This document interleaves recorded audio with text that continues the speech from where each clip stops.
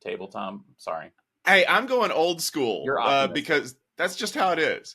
But thankfully, we have new things coming out. Like, for example, if you happen to need to restore billions of stored objects to an S3 data bucket, Commvault now has a solution for you.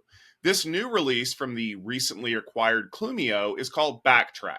It uses S3's versioning capability to help track backup copies of objects. Now, one important thing is that Clumio Backtrack also allows you to manage those versions to keep them from growing out of control and, of course, costing you a small fortune. There is a very nice GUi-based calendaring system to do that. Backtrack will be available in preview starting in December and will probably be generally available in the first quarter of 2025. What's important about this is the first release from Clumio since they were acquired by Commvault.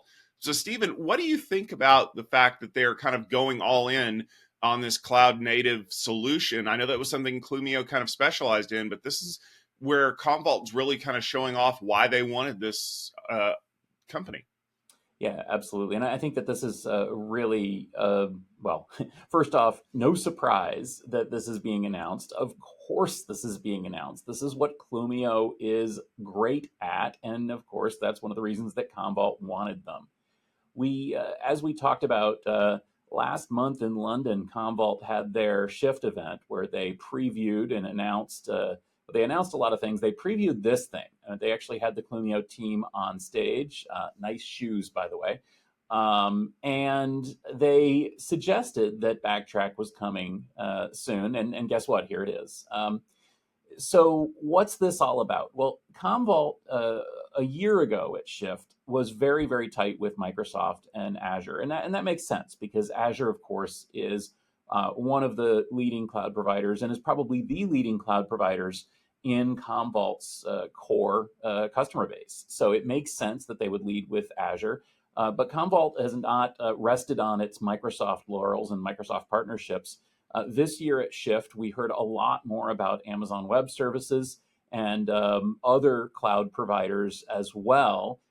Because, of course, that's what Commvault needs to do. That's what Commvault's customers need them to do because many customers are using a variety of cloud providers. Now, one of the things that they talked about was their new capability of Cloud Rewind, which allows companies to survey the configuration of cloud native applications and checkpoint and restore those. They also have their clean room technology up and running now, which allows you to bring a clean, known good copy of your environment up and running in the cloud.